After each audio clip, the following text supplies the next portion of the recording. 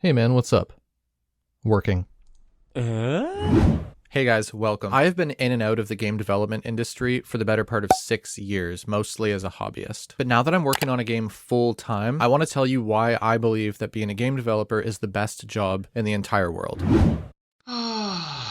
Working on a commercial game, you're gonna have your emotional ups and downs, but overall, at the end of the day, you're working on something that you really care about. And so with each step forward, as you make progress, you're just gonna feel such a huge sense of accomplishment at the end of your day. I've worked in fast food restaurants, warehouses, factories, and 9-to-5 offices. There's something very different about sitting down in somebody else's office to work on something you don't care about and sitting down to work on your game that you thought up, that you want to create and bring to life. Now, suddenly, the hours that you work matter a lot less to you, and what matters more is actually the tasks that you complete each day. And I promise you, the hours just melt away when you're working on your game full time. You're not going to be sitting there twiddling your thumbs, trying to kill time until the end of your workday. You're going to be busting your ass, making sure that your game is as awesome as possible. And you will be exhausted at the end of the day, but you will also feel a huge sense of pride in your work. And getting to feel that feeling at the end of every single day is amazing. You can't get bored as an indie game developer. Your motivation is going to go up and down, but you won't be bored. As an indie dev, you are an artist, a designer, a programmer, a marketer, a bookkeeper, a content creator, a social media manager, and so much more. You have to wear so many hats. So you're not going to get stuck doing the same task again and again and again for very long because there's always something else to be done. On top of this, you're also always learning and you're always growing. I was actually talking about this with my dad recently, and he asked me if, as a game developer, if you ever reach a point where you just know everything, like you're just an expert and you automatically just know how to create everything that you could possibly dream up in your head. And to any of you that have even the smallest bit of experience making video games, you already know the answer to this question is no. You have to develop an overwhelming number of skills to be able to create video games. Programming, 2D art or 3D modeling, animations, particles, shaders, sound design, level design, enemy design, as well as also learning how to work in your game engine. Knowing how to code, whether you do it visually by connecting nodes or whether you do it by writing scripts, honestly, that in itself could take a lifetime to master. Scripting libraries are always being updated. Everything's evolving and changing and improving. There are always new tricks to learn. Game design tools are changing and improving all the time as well. The tools are so good now that what once would have taken a whole team of people years to create, an individual could now make the same thing in a matter of weeks if they knew what they were doing. So if you want to be able to keep up with the game development industry, you're on a constant learning curve. And honestly, I think this is a great thing. I think that people that like game development are people that enjoy challenging themselves on some level. And if you're one of those people, game dev will not let you down.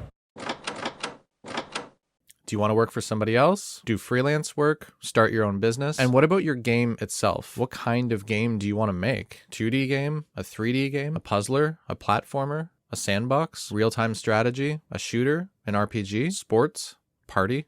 Survival, battle royale. You could literally work in this industry for 1,000 years and work on a different game one after the other, and you'll still have unique challenges and experiences every day. You can code a game all by yourself in your bedroom, or you can work on a game with a group of friends, or you can create a business that you scale up that ends up having dozens of employees. Now, most of you are probably going to start off either by yourself or with a small group of friends, but if you're happy there, you can stay there. And if you want more than that, then you have options. There's no glass ceiling here. How can you be working? You're just playing. I'm testing this boss. Can I play? No, I'm working. Oh, man. If you're enjoying the video, then please give it a like. It really helps to grow and support the channel. We really appreciate it.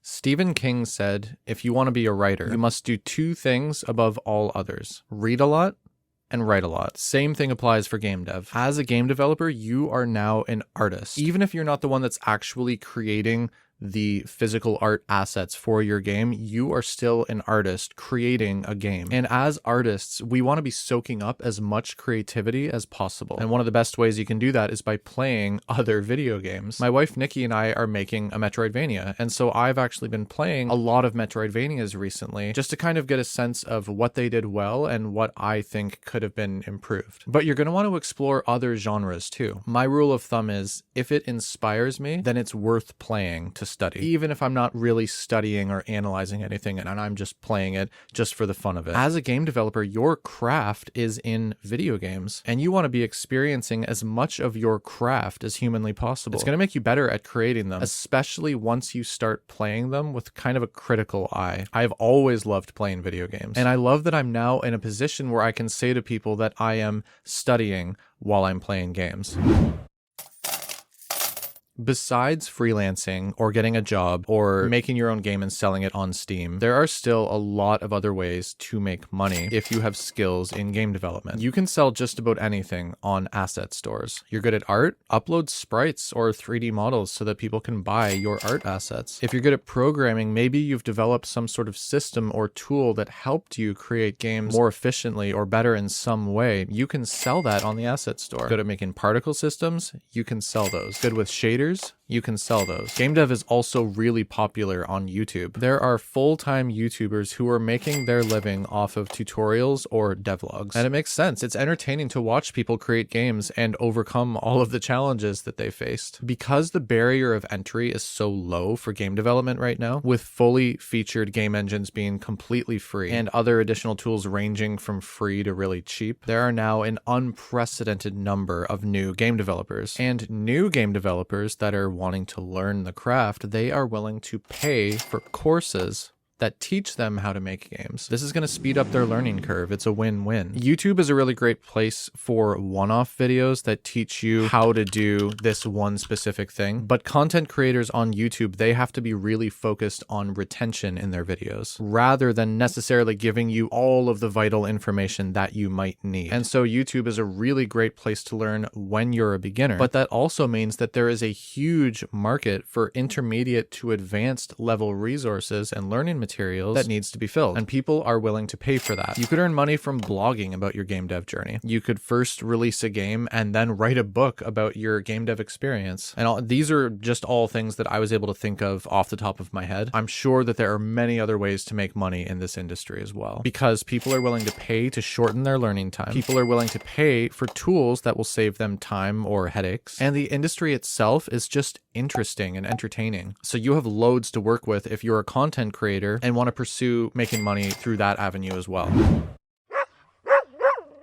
Honestly, I saved the best reason for last. I'm in my mid-30s, and I can tell you now that I'm a game developer, I'm more in touch with my inner kid than I ever have been. Video games mean different things to different people, but I think that mostly everyone will agree that they definitely serve as an escape from your problems. It might not fix their problems, but that's an amazing thing to be able to offer people. You get to create something that, even if it's just for a little while, will get people out of their own heads, out of their own problems, and now all of a sudden they're explorers or heroes or puzzle solvers or whatever other thing. You get to create an entire world and you get to make all of the rules. It's like when you played with Lego when you were a kid, but the Lego comes to life and then they live in this world that you built for them. You are creating something that can invoke really strong feelings and emotions from people. You can create characters and storylines that people really fall in love with and want to be a part of. And as a game dev, you are literally the master creator of a living, breathing world. It is all of the entertainment mediums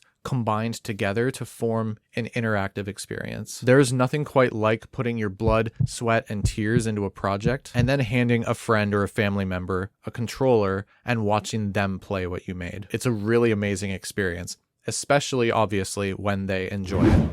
Just die. Why won't this guy die? Oh my gosh. Oh my gosh. Oh my gosh. Yes! Yes! I did it! Well, what'd you think? It was okay.